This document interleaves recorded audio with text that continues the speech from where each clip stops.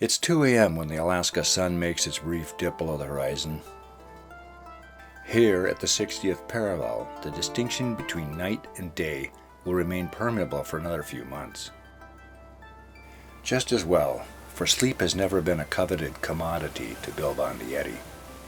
61-year-old Bondietti guides his boat, the Seagull, from Whittier to Shoestring Cove.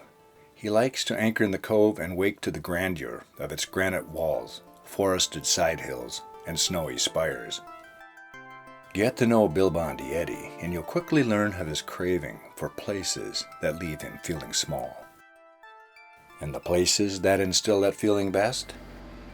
That's just the ocean that'll do that.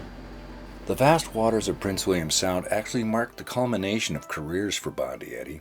He's been a big game hunting guide, an oil driller, and fished for crab in the Bering Sea. And of all those Alaskan adventures, it's the fishing that puts that edge to his life. It's good. It makes you alive because you know you have to be on top of your game to be in that kind of situation. If you screw up, you're not coming back.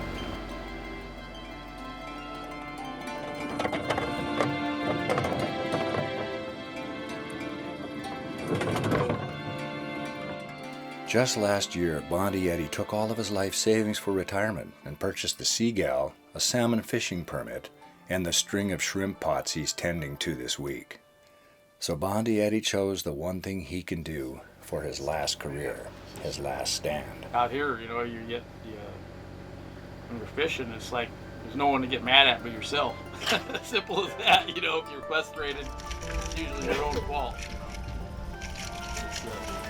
You make your own luck. And that's catching Prince William Sound's huge spot shrimp. The shrimp may run as large as an 8-count and bring prices north of $20 a pound.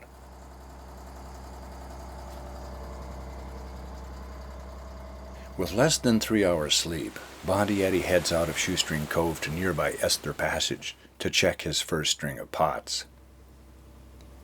Fishing here had been good, but his catch fell off yesterday, and the plan today is to pull all 30 pots, stack them on the back deck, and go looking for better fishing. Rumor has it that the 47,000-pound quota has nearly been caught, and that the season could end any day. First pot.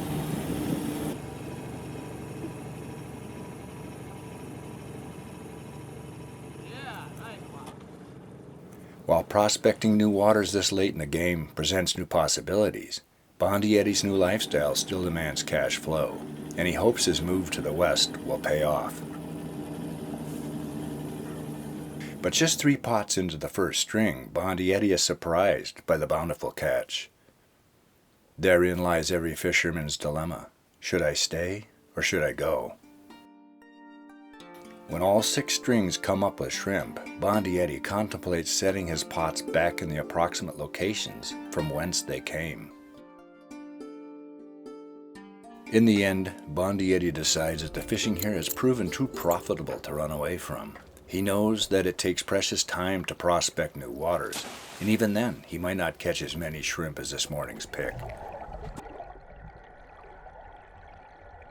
The 2 men finish setting out their pots, then head to a nook between rocks, drop the anchor, and begin shucking shells from this morning's catch.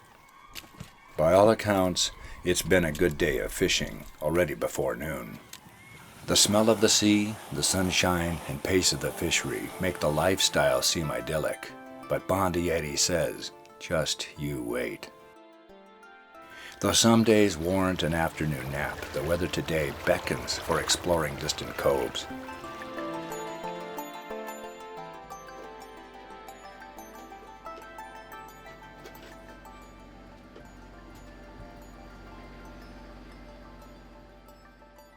Life doesn't get better than this.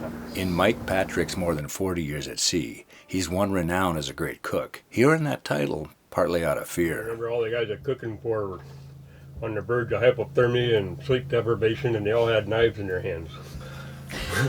So. Soon enough, the afternoon fun is over, and it's time to resume working the gear. Though the soak time on the pots has been relatively short compared with this morning's pick, Bondietti and Patrick expect to see a good show.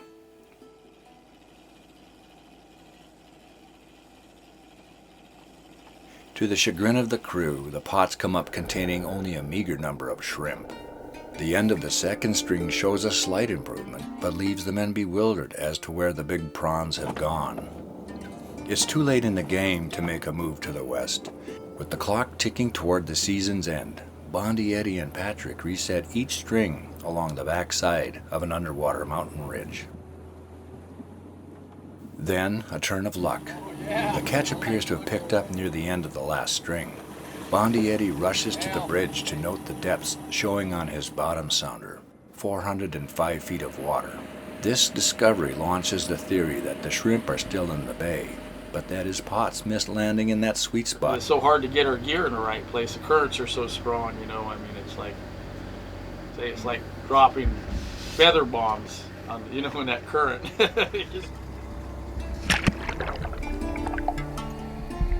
And that's fishing.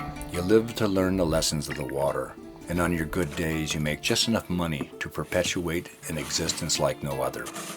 An existence that Bond Yeti and Patrick will never take for granted. The adrenaline, you know, just to be able to walk home and go, yeah, we were the biggest and the baddest.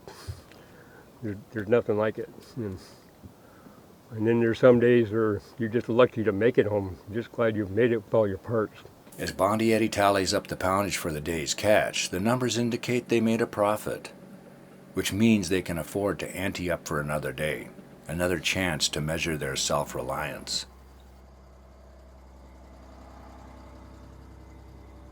There's a high, just some lifestyle, you know what I mean? You know, it's amazing. Even if you're putting a line out, the same place every day, it's never the same. That's how fishing is, I mean, out there, you know. I mean, there's a certain breed of people that like to do the fishing, you know, and that's what keeps them alive, is that feeling inside. You know? Every shrimp buys a cup of diesel that runs through the engine. Its pistons push down to turn the crankshaft that spins the propeller.